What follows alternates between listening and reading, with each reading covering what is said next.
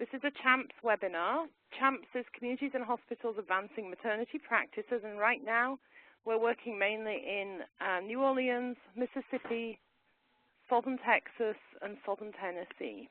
But the webinars at this point are open to everybody, so we know we have people on from lots of different places as well. So thank you all for joining. So just before we go into the Skin to Skin, here's just a few announcements from CHAMPS. We have Wednesday webinars. That's what we've been doing, and we have 6 of them. This is the second. These are the 4 that are coming up. And if you don't have to scribble all this information down right now, you can go to our website, and it's all on there, and you can register for the webinars on our website. But these are the next ones that are coming up. We have Why Not Just One Bottle by Dr. Feldman Winter, and she's going to be presenting on the science behind the risks of supplementation. And then in April, I'm going to do one called Changing Minds and Moving On, which is about overcoming resistance to baby-friendly. And then Dr. Feldman Winter is going to come back again, and she's going to do one about how to avoid supplementation. And then we're going to do one on rooming in. So those are the upcoming webinars, March, April, May, and June. We also have a conference next week that we're all looking forward to very much indeed. On Wednesday, we have a conference in the Delta, which is open to everybody. We have 115 people signed up so far. We're really excited about the enrollment. We don't have hardly any space left there, so if anyone else wants to enroll, you better do it quickly. Again, you can do that over our website. We have 11-plus hospitals signed up from the Mississippi Delta and the larger area. And we're very keen on that. That's going to be a great conference, so thank you so much to all of those of you who signed up.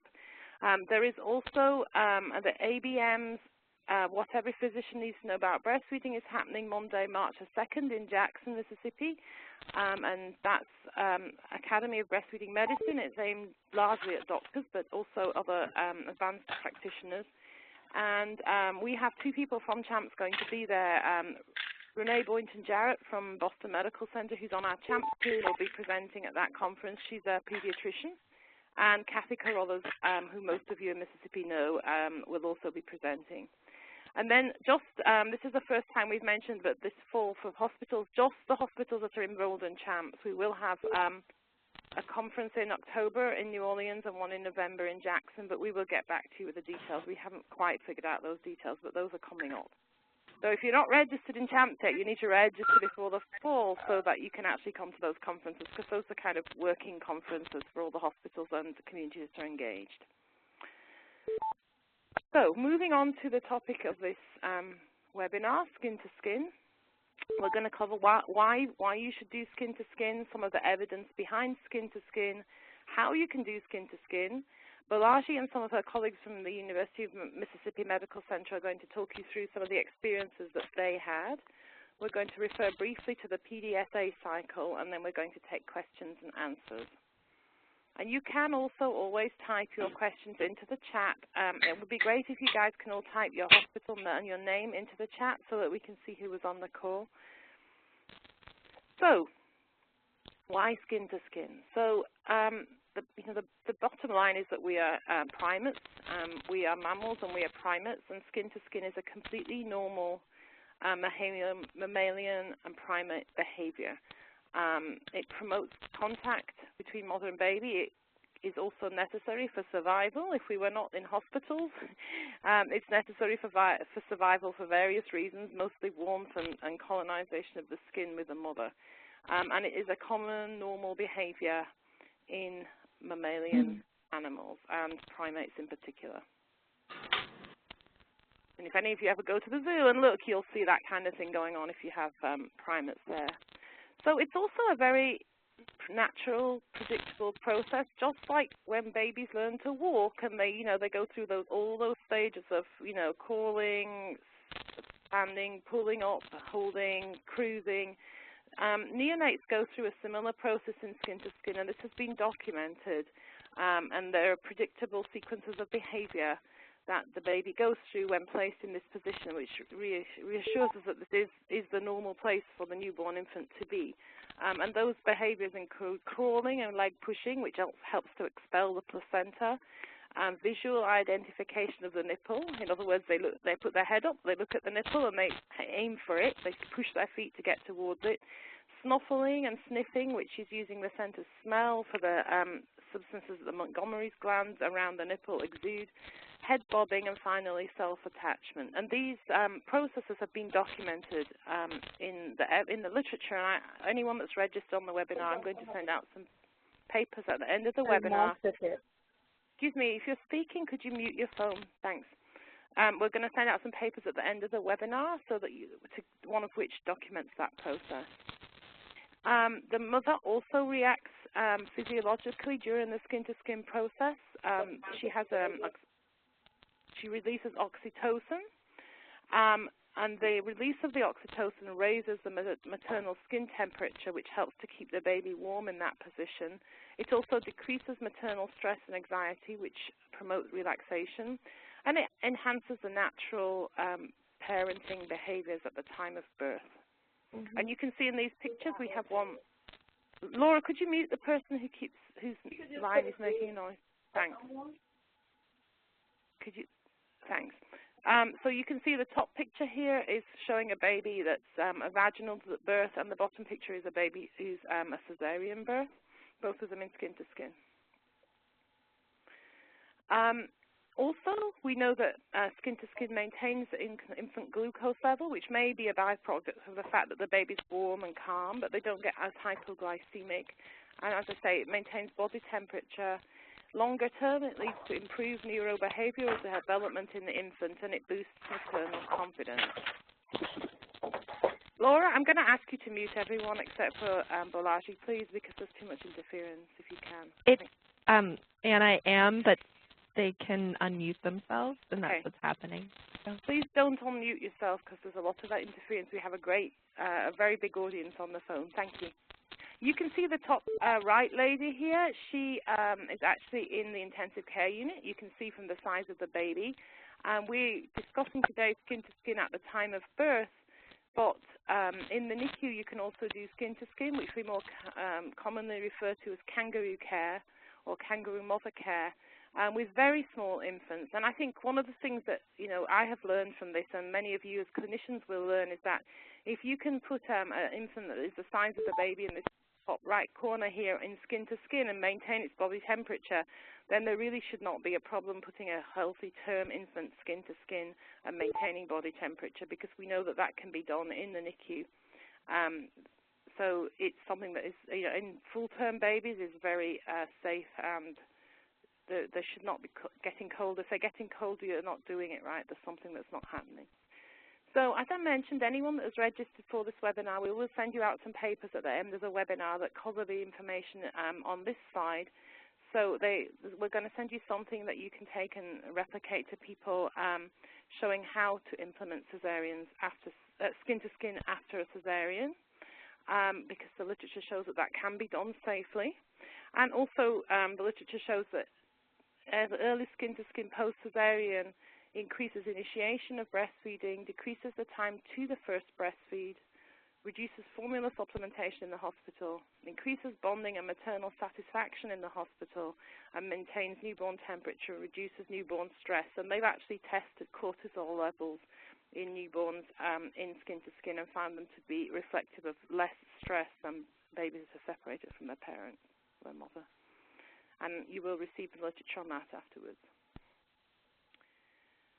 So that's why skin-to-skin is recommended. Here's some information about what Baby Friendly recommends for skin-to-skin and what they are requiring for hospitals to do in order to be able to be designated baby friendly. When they come and test you at the end of this process, this is what they need to find.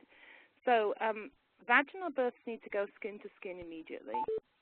Now, there has been some language within the first 5 minutes. That's just because we don't want anyone throwing the baby at the mom, but it doesn't mean that because it says within the first few minutes you run over to the warmer, do something to baby, and run back with it. The goal is that a healthy term baby is placed straight onto the mother. It could take a minute or two to get the baby onto the mother, but the goal is to put them straight onto the mother. Not to do everything you possibly can somewhere else for 5 minutes and then bring the baby back.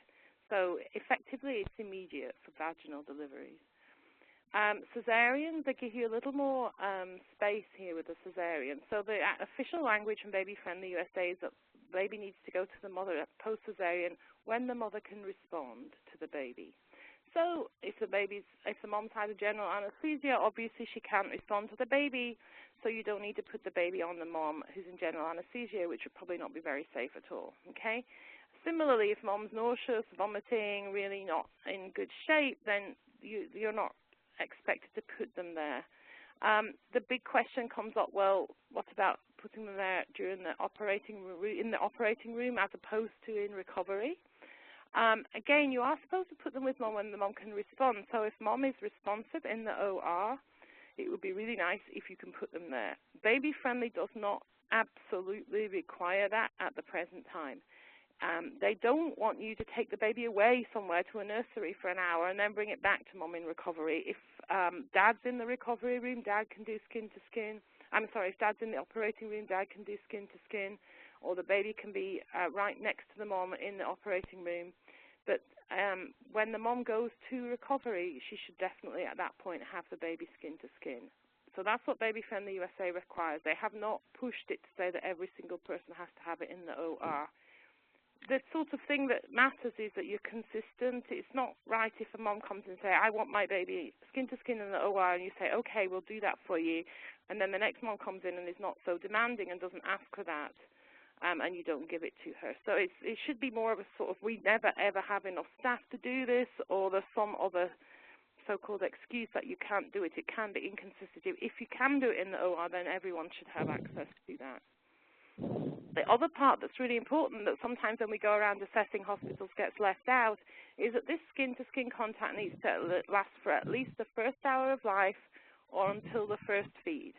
And I can tell you that those should be about the same. So if we go to a hospital and every baby's getting its first feed at 15 minutes, this is very suspicious because most breastfeeding babies will take an hour before they feed. So you don't want to be pushing the baby onto the breast so you can remove it from the skin to skin. The point is uninterrupted skin to skin, calm time, let the baby self-attach, let mom and baby spend plenty of time together, and it can of course go on beyond the first hour if everyone wants that to happen. The procedures that you need to do with a newborn can be delayed for the first hour or done in skin to skin. You do need to monitor that baby in skin to skin, and this is something that you will have to teach your nursing staff to do because they've been used to monitoring babies under the lights on a warmer. So you must train them for them to feel safe and comfortable doing that, to make sure that the staff knows how to do that, and that your hospital is covered, that no one just like abandons a mom and baby and says, oh good, she's skin to skin, we can go away for an hour.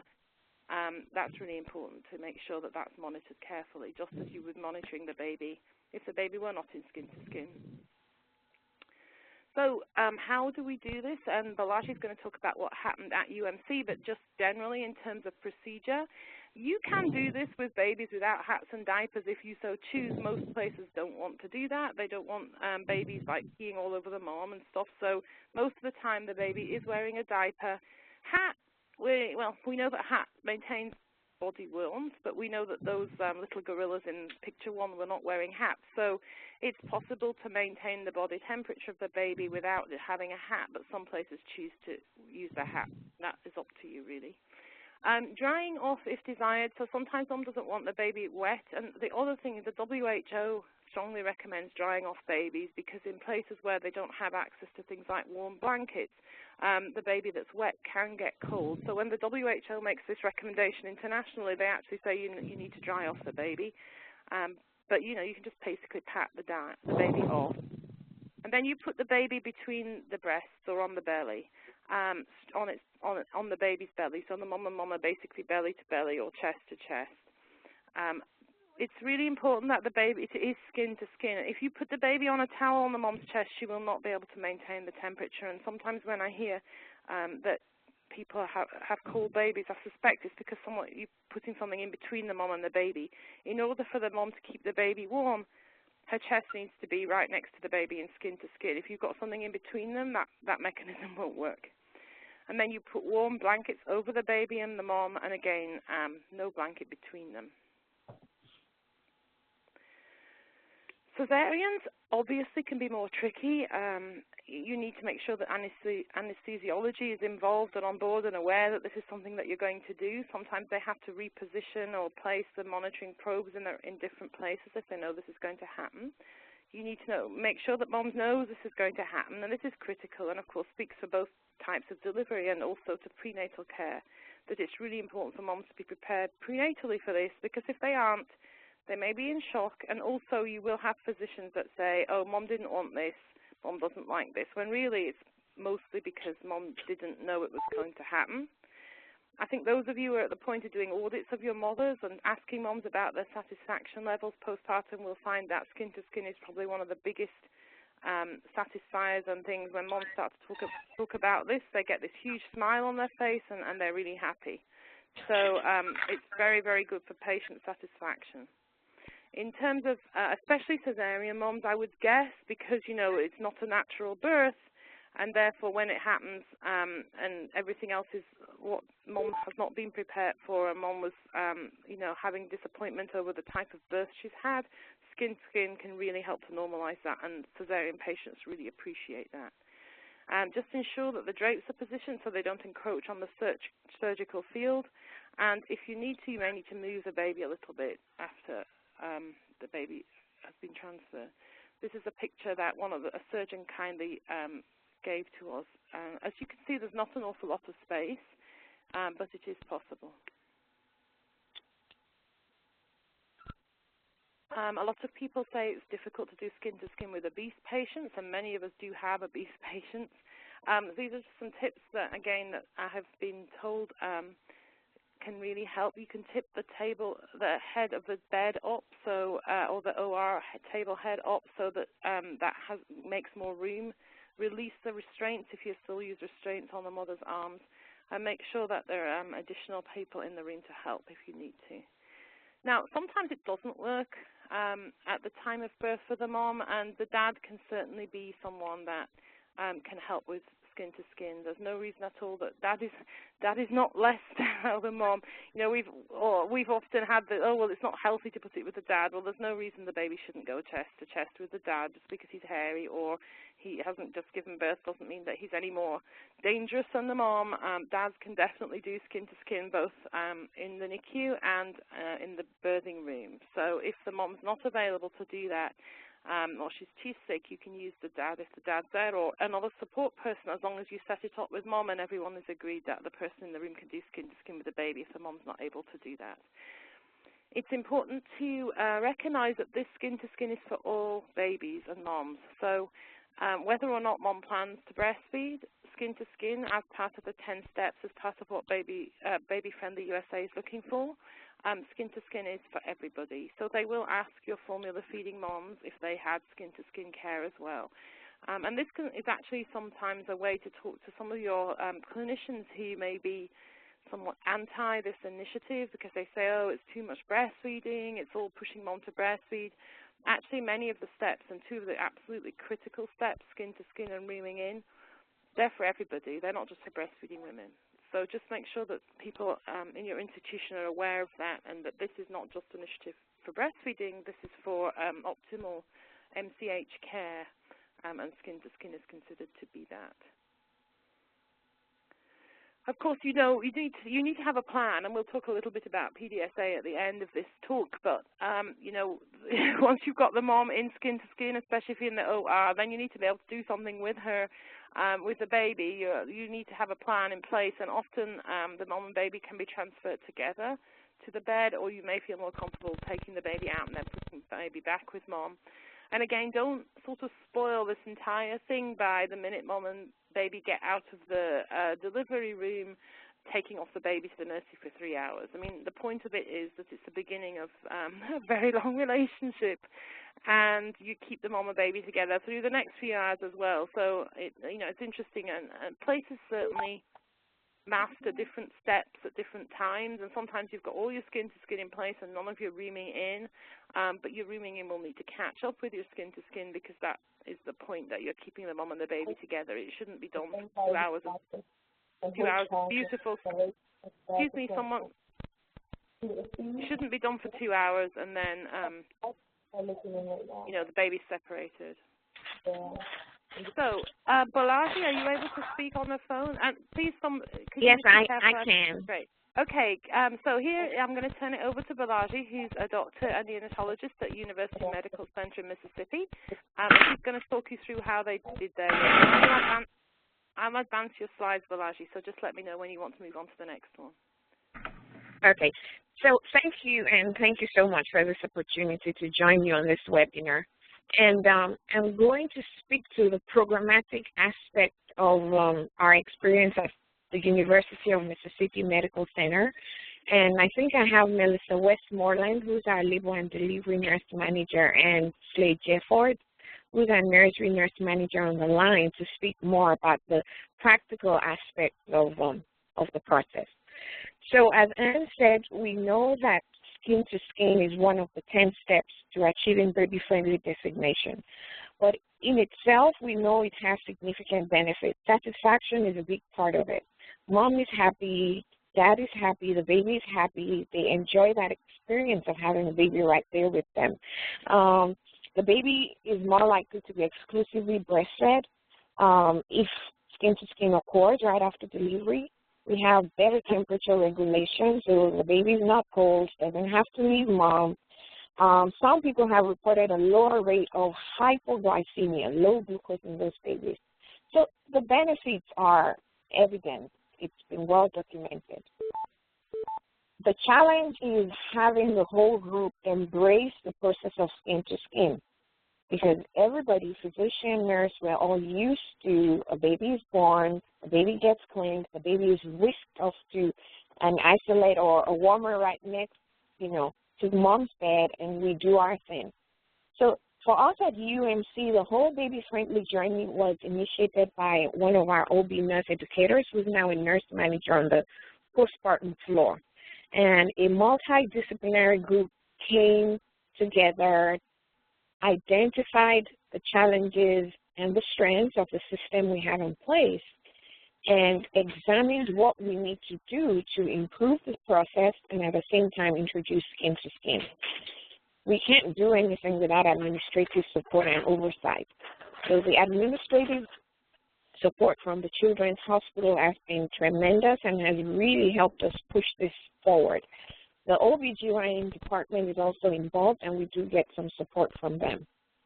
So I came on as a physician champion to help to address some of the challenges we have and to help in crafting some of the policy. Really, we don't have to reinvent the wheel because there are people out there doing things, and we can learn from them and use their policies and their guidelines.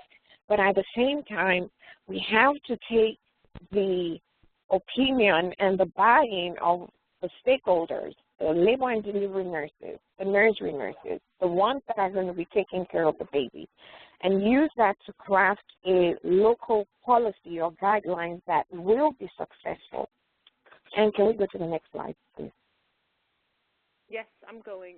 Sorry, it's taking a second. Yeah.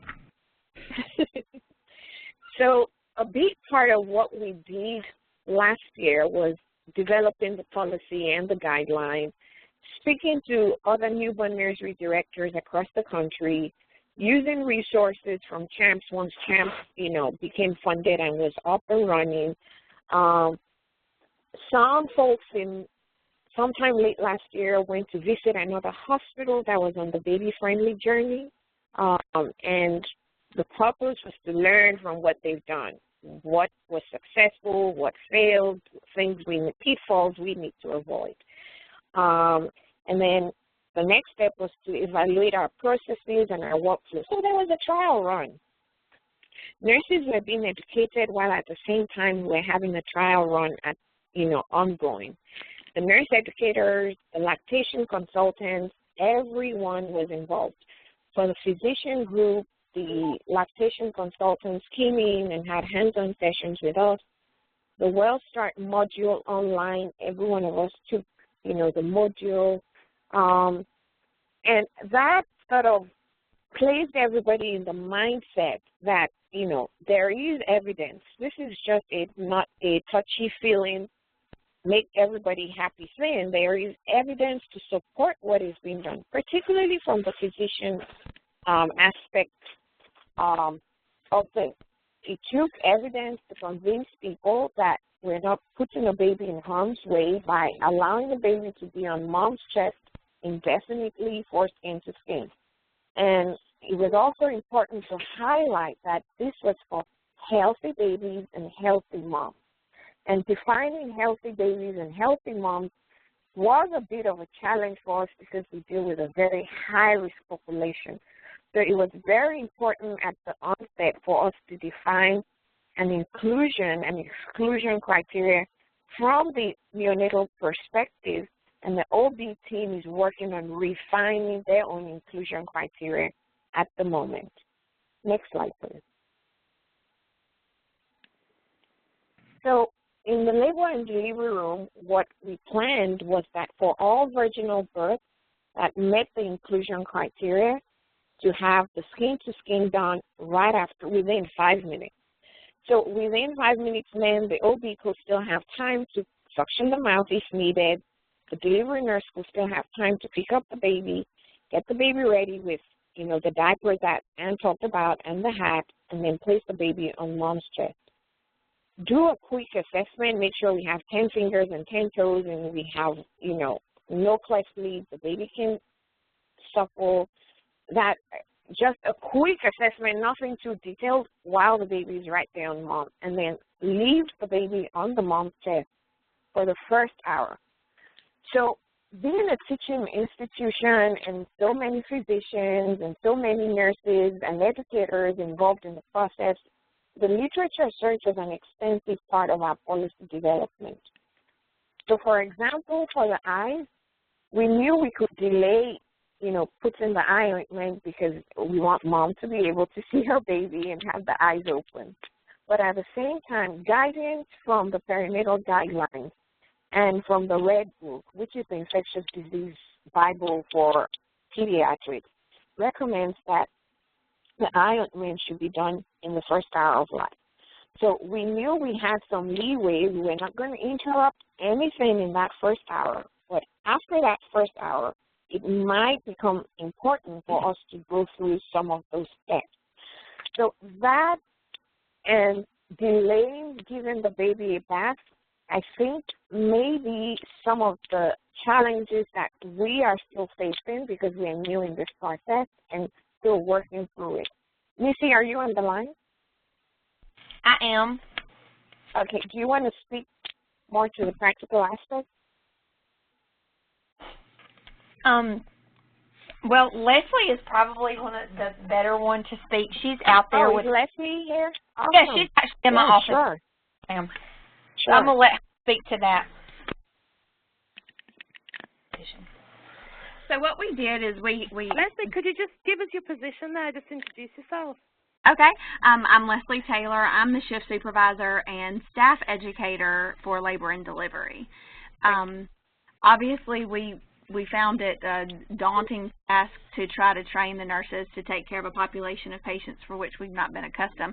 We were all comfortable with in utero resuscitation, but kind of dialing it back and realizing that we're taking care of a healthy population of babies, it kind of was uncomfortable for all of us, but we were so lucky that the nursery nurses already attended our deliveries. So actually there was a population the NICU nurses attended. So the Well Baby nurseries nurses came in to help us get some training, and they are currently still attending deliveries with us as we all are becoming more comfortable with this process. The guidelines that Dr. Famuti set out for us help us identify which babies and moms are appropriate for the in-room transition, prolonged skin-to-skin, and then transfer to the mother-baby unit. So the training is still ongoing. I mean, we're working on our third month of this, and we daily call on nursery nurse for their expertise and input, just to make sure that our bases are covered and things are done appropriately, what's best for the baby and the mom. Thank you, Leslie. And can we go to the next slide, please? So this is, thank you, this is a very big one. And this took a multidisciplinary group to come up with what, in my opinion, is not perfect yet. We're still working on making that better, but it's better than not having anything. So we brought anesthesia to the table. We had the OB physicians at the table. The nursing leadership from both pediatrics and OB were at the table. And we all had to come to a consensus and make compromises in order to be able to get something going. So we still have probably a few physicians that may not be 100% on board with starting the skin-to-skin process in the OR. So the option of finishing up with the mom in the OR and starting the skin-to-skin in the PACU was a compromise that had to be made. Does it mean it will be that way forever? I don't think so. I think as more providers feel more comfortable with the... Excuse me? Go ahead. I think it was just background noise. Go ahead. Oh, okay. Okay. So as more physicians feel more comfortable with the whole process, we might see more skin-to-skin practice in the OR. That being said, and Anne emphasized this earlier, if mom is not fine, mom is groggy, mom, is going through something terrible in the OR, skin-to-skin probably that's not the time to start talking skin-to-skin with the mom or with the provider. And then after skin-to-skin is done the exact same way Leslie and her group does the vaginal one, but of course avoiding the sterile areas and taking permission from anesthesia to make sure that it's a good time to do it, the whole process ends up being the same. The transition location, however, moves from being the routine labor and delivery suite to the PACU. And for some of our mothers that are the sicker mothers who are still groggy, still vomiting from anesthesia, we put in an option for those babies to be taken to the transition nursery until mom is well and alert and able to take care of her baby. Even though we want to do skin-to-skin, we do not want to lose sight of the fact that it's best achieved when you have a healthy baby and a healthy mom. Leslie, can you speak more to that process? Yes, ma'am. It is an imperfect process to determine healthy mom and healthy babies, just because I think sometimes that can be relative. We're so used to such a high-risk population. We still, it's a daily discussion had between the charge nurse, the nursery nurse. Sometimes we have to involve the pediatricians and the OBs, and just deciding the little nuances of, insulin dependence. Is that truly healthy? The magnesium on a super low risk mom versus the magnesium on a mom that's running crazy high pressures or that's been on it for a couple of days. So it's just a never-ending discussion almost that has to be had to, just to make sure that we're definitely doing what's best. We want the mothers to have that experience, and we know it's what's best for the babies, but we want to make sure that everybody's safe and healthy. So it's just ongoing discussion. So thank you. So one big thing we've all learned from this whole process in our institution is that communication. That's the only way to achieve this goal, and that's the only way to make this successful. When the nurses and the physicians and the parents are all talking and communicating, we are more likely to be successful. We are more likely to be on the same page, and we're more likely to provide the best care for both mom and for the baby. So after skin-to-skin in the delivery room, what's next? Well, we set out a 2-hour timeline in the labor and delivery suite, and that was based on practices from other institutions and from the fact that we know that the first 2 hours of transition is usually the time when things go wrong, if they're going to go wrong. After that, most babies do fine. The labor and delivery nurse gives a formal sign-out to her colleagues on the mother-baby unit, and Slay, our nurse manager, and Kim Rousey, the nurse manager on the postpartum floor, came up with a document, an iPad document, a communication document that has all the essential things that the postpartum nurse needs to know. Mom's labs. Was mom GBS colonized? Did she get adequately treated? Did mom have polio? Is mom a diabetic? Is the baby on the glucose protocol? What's the baby's weight? Is he an SGA baby, an LGA baby? Pertinent things that will help the postpartum nurse take appropriate care of the baby. And on the mother-baby floor is where we have asked that a full assessment be done for the baby when the baby gets down. So listen to the heart sounds, do everything you will do like if the baby was in the nursery. And then we set in a process where communication with a pediatric team, of course, so that we have a pediatrician or a nurse practitioner seeing the baby within the first 24 hours of life. So it took some work amongst our group to convince people that if we call a baby healthy, the baby doesn't have to be seen immediately after birth, as long as we have a well-educated nurse that's taking care of that baby, who is alert and able to see if things are going wrong, and will be able to call someone for help.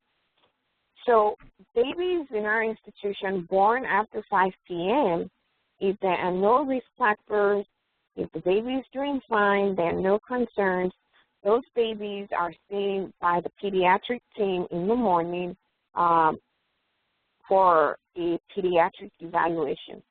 If there's any concerns, mom has GBS, or mom has a history of herpes, or mom has hepatitis, or anything else that will be a red flag, those babies will be seen by the on-call team. The lactation specialists and consultants have also been working around the clock to make sure that both initiation and success of breastfeeding is assured while mom is in the hospital. Do I have the next slide? I think this is the last one. Oh, I do. Yeah. So what if mom has some transient problems after birth?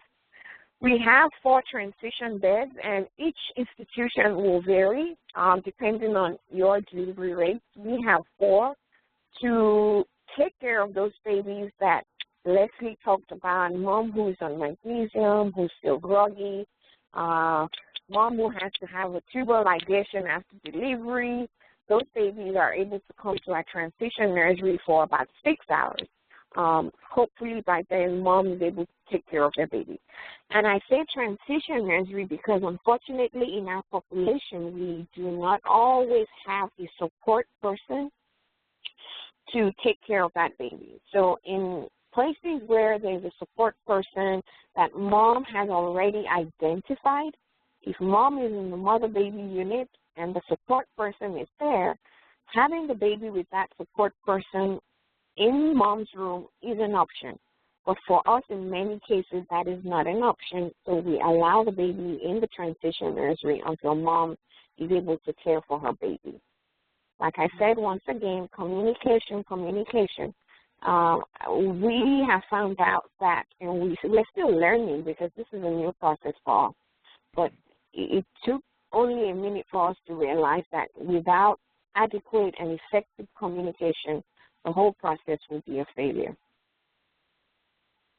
So that kind of summarizes our experience. Thank you very much for Balaji and Leslie and the other UMC people. Thank you. And I'm going to open it up for questions in 2 minutes, but I did just want to add on to this. And for those of you who are coming to the Delta conference, we'll have a talk on skin to skin, and we'll get into the PDSA in a lot more depth, and you're going to create your own PDSA. But I just want to briefly outline this. PDSA stands for Plan, Do, Study, Act. Some places call it a test of change. It's basically a QI thing that you do where you basically do something once and see how it goes, okay?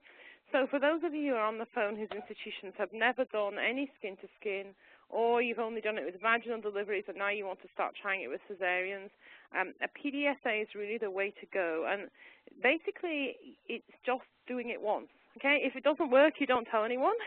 You can't fail because it's a test. So as long as, you know, everything's safe, it doesn't matter if it doesn't work the first time. You learn from it. That's what the study bit's about. But for those of you who are going to start, and I'm going to present on this in the Changing Mind webinars in more depth, but if you're going to start doing PDSAs with skin-to-skin or tests or just trying it out, just make sure you pick, I mean, this should seem really obvious, but unfortunately it's not always obvious.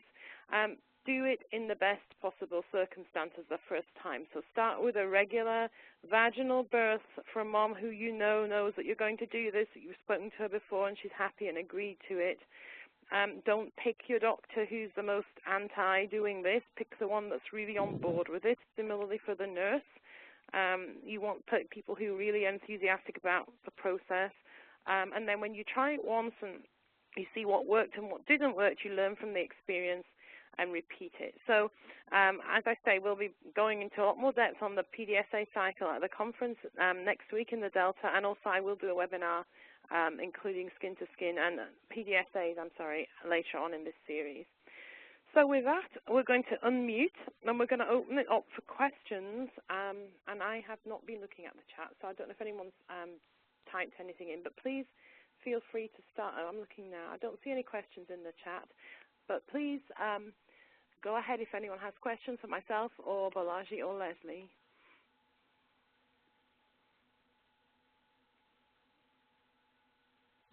Any questions, anyone? Don't be shy. This is Susan Spencer at Baptist Hospital in Columbus. Oh, hello. Can you hear me? Yes, I yes. have actually been fortunate enough to initiate skin-to-skin at a hospital in Texas. I've been in Columbus for 2 years, and we have initiated it over here. It was much easier the second time around.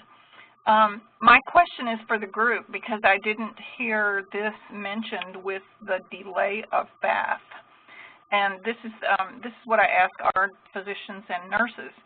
If a bath is one of the most stressful things that we can do for a sick or premature infant, what is the big hurry to bathe a healthy infant? Anyone like to answer to that? So I will speak briefly to that.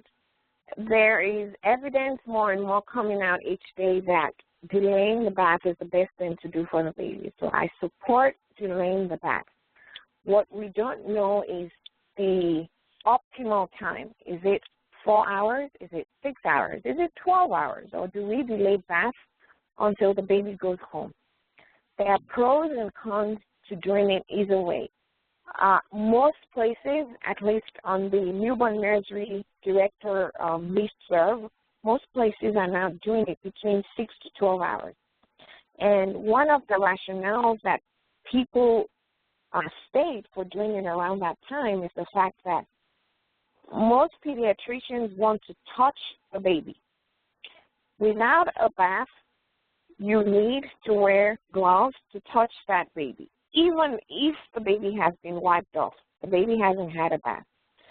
And most pediatricians want to model a behavior where mom and dad feel like the pediatrician is treating their baby like a normal child and not medicalizing their child. So most give that rationale and say, okay, after 6 to 12 hours, let's give the baby a bath so that we can start to model the fact that this is a normal baby, it's a healthy baby, I don't need to use gloves to examine the baby. So that's a very good question, and I think there will be more and more evolving evidence that will guide us as to the optimal time. But at least from the pediatric perspective, most people are now thinking more 6 to 12 hours, although that's not based on evidence. Thank you. I appreciate and really like that answer. Other questions? Those of you who are on mute, you can unmute, or we can unmute you if you raise your hand on the chat. Hi, this is Cheryl Lloyd from University of Mississippi Medical Center. I do want to point out that on the website for the University of California at San Diego, they do have a statement that they delay the bath. So if you need documented proof for your physicians, you can take them to that website because it is posted for all the world to see that they do delay baths. Thank you. Hello? Hello, we can hear you. Hi, this is Joan at Ochsner West Bank. So hey. The delayed bath, continues to come up here, and from our standpoint, it's really more of the scripting to the parents. I mean, we dry the baby off really well, so the baby's not, have all kind of fluids and things like that. But I think there's still a perception amongst our population that baby, is, quote, I hate to use the word, but that's their words, is dirty, I want my baby to have a bath. So for us, it's the scripting with our patient population to let them know why we're delaying the bath. So I just want to put that out there if anybody has any, and that comes on the prenatal side as well, because we're going to explain that on the prenatal side. That's where we're trying to go with all of our education of the why we're doing certain things. And then my question was for the Mississippi folks, thank you very much, is how many deliveries do y'all do? We average about 200 deliveries a month. Okay. And for us, I think our challenge has been the babies that sort of need what we call the extended transition. They're running into some problems with, we're doing the skin-to-skin, we're doing the glucose. Their temperatures, they're taking a little bit longer to warm up, so they're a little bit longer in L&D.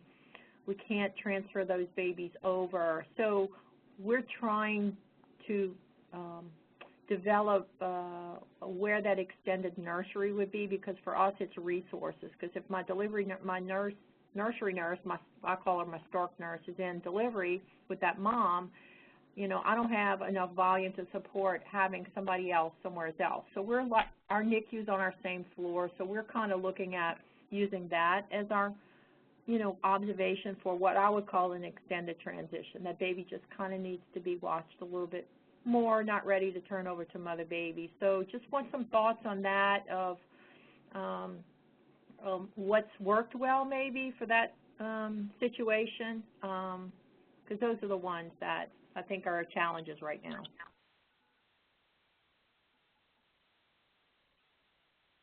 Anyone like to speak to that? How you deal with babies that are sort of on the edge right after birth?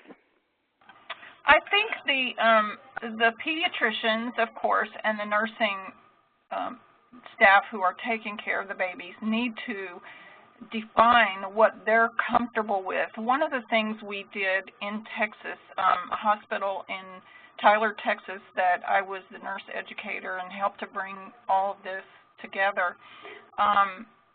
First of all, we had a NICU, which is now growing in size, but once we established a level 3 NICU, we no longer had a well baby nursery. Closed, end of subject. Baby is either sick or well. If you refer to PCEP education, there is a wonderful module in there, is the baby sick or is the baby well? And if the baby needs to be in transition in the NICU, it could certainly be there. But otherwise, we don't dilly-dally around with babies that are really okay. So I think when you define that, is the baby sick or is the baby well, it becomes obvious that most of your babies are really okay. They're not grunting. They don't have transient tachypnea. And while you do have a certain number that have that, you don't mamby-pamby around with the babies that are really well. So that was one of the things that we dealt with.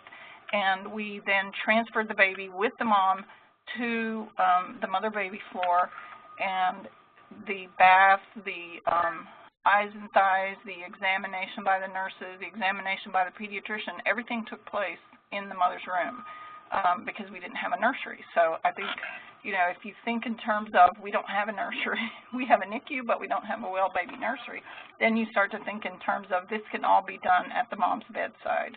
And I think those ones who really do need that transition, it puts it in a different light, you know, that this is something serious. If mom's okay, she can come to the baby's bedside, but we must monitor the baby, you know, for these hours while it's in at least level 2 care. Does that help? Yes, it does. Thank you. And I think for us, that's our challenge, is really defining. We're close, I think, because we've had a lot of situations to kind of see, like, exactly what you're talking about. But it's really involving the pediatricians and into that decision making. Thank you.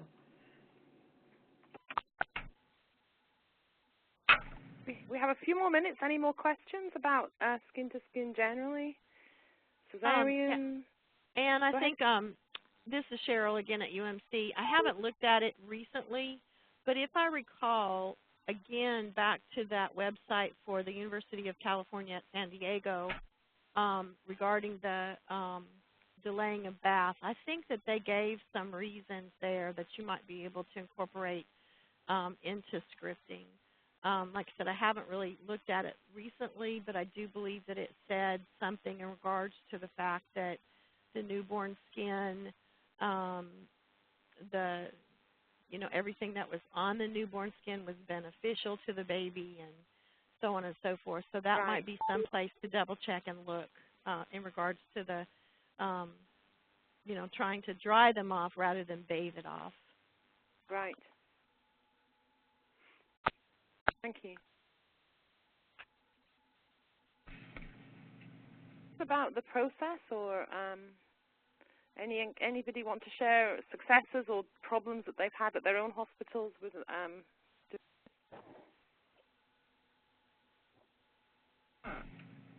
Sorry, this is Joan again. I keep muting and unmuting. That's all the right. big success for us in the C-section is definitely anesthesia on board. For us, it was definitely a involving them early on. Why? I mean, I think they understood the why, but they were involved in the how-tos, and so our staff, our team, worked with them, and we actually did little, we call them mock drills of if a patient's on a section, how would we, what do you do with the baby? What's anesthesia's concern? And that to all of us, we felt that something so simple was eye-opening for everyone, and sort of made everyone feel, okay, we can do this. So I highly get your anesthesia team. You know, for us, it wasn't the OBs. It was the anesthesia team. So once they were committed to it, it was no big deal for them. We had clear defined of circumstances of, like exactly what you said. If the mom has to be put to sleep or she's vomiting, we talked through all of those scenarios that they see. This is what we're going to do. So once that was talked through and understood and defined, then we implemented it, and they saw that, yes, we listened to anesthesia when you said, okay, I think the baby needs to get off now because this mom is like, so we kind of looked at them and partnered with them. So it worked well. Yes, that's a really good point. Yes. This is Susan Spencer in Columbus again. I ditto that. I've had a similar experience with particularly doing the skin-to-skin in C-sections. One of the things that I came across is that, of course, anesthesia, the Society of Anesthesia does not have the same standards as Dr. Hale on medication and mother's milk. So we had to educate them on, that it's okay for the mom to have an epidural. It's even okay for the mom to have general and then breastfeed an hour later. They just completely did not understand the research that has gone into medication and mother's milk. But they've all embraced it at this point, and we pretty much don't have any issues. But I think that was one of the biggest hurdles with them, because their society wants everybody to pump and dump for about 2 or 3 days. I also would recommend that you'll look at an alternative source than a Hale book. I'm not saying there's anything wrong with a Hale book. It's an additional resource that sometimes the physicians may take more seriously, is LactMed. LactMed, if you just Google LACTMED, LactMed, it's put out by the National Institutes of Health, and it's not quite the same as Tom Hale's, but really what it does is it simply lays out the evidence and the studies that are out there. Right. So sometimes it's a bit more of an acceptable source for physicians because it doesn't say you must do this or you must do that. It just shows you what the evidence is. And I just use that as an example. They actually all have LactMed on their phones now at my insistence. Oh, good. I've got one quick thing I'm going to read out from the chat, and then we'll close it. Cheryl has said we had difficulty with staff having time to remain in the PACU and following the C-section baby for an extended period of time because of responsibilities with other patients. And Cheryl was asking if UMC or any of the hospitals have PACU nurses involved in skin-to-skin, or are the nursery staff staying in the PACU for the full hour? Does anyone want to speak to that?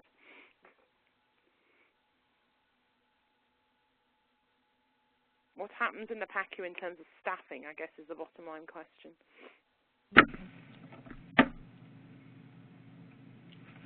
Leslie and Missy, would you like to speak to that? Sorry, I'm putting you on the spot. But that was something I know we really discussed here at UMC, and I know the Missy and Leslie and her group came up with something. Do you want to share? Yes. Our PACU nurses are not involved in the transition of the infants. Our labor and delivery nurse that circulates on the C-section actually follows that patient to the PACU, and either the labor and delivery nurse or the nursery nurse, depending on staffing, depending on what's going on, you know, back on the labor and delivery unit, one of those two nurses provides the care for the baby during that time that mom is in the PACU. We also have implemented a float nurse on labor and delivery who is kind of an extra resource person, or if that circulating nurse has to get back to another patient over on the unit, or, you know, something like that. So, but the PACU nurses are not trained or involved in the care of the baby. Thank you. Okay, I'm going to wrap it up because I know that people just put aside 1 hour and I don't want to keep anyone beyond the hour. But I do want to thank you all very much indeed for your participation. We do have an evaluation form that we send out. We send it out for the first webinar, and we got absolutely fabulous reviews from all 2 people who filled it in. So thank you to those 2 people. We don't make you fill this in for any kind of credit. So at this point, we haven't gotten to that point, so you don't have to. But, you know, just to guide us going forward, if you get an evaluation form, it would be fun for us to see how people react, and also what you might like for other topics, because we have these six set up through June. We may skip the summer because we're all on vacation, but we will definitely be doing more of these webinars in the fall. So you can fill out your evaluation and also tell us anything you would like us to include in webinars going forward. And we hope to see you. In addition to the Mississippi conference, I did fail to mention, but we've got a half-day teaching session in New Orleans on Monday just for the CHAMPS hospitals who are already signed up.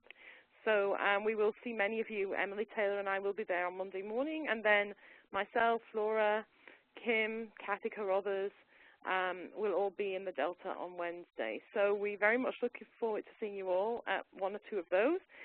If you're not included in those, you need to sign up quickly for CHAMPS, and then you can start being included in everything for free. It's the best deal around. So thank you all very much for attending. Have a look through your evaluation form, and next month, Laurie Winter will be presenting on why not just one bottle.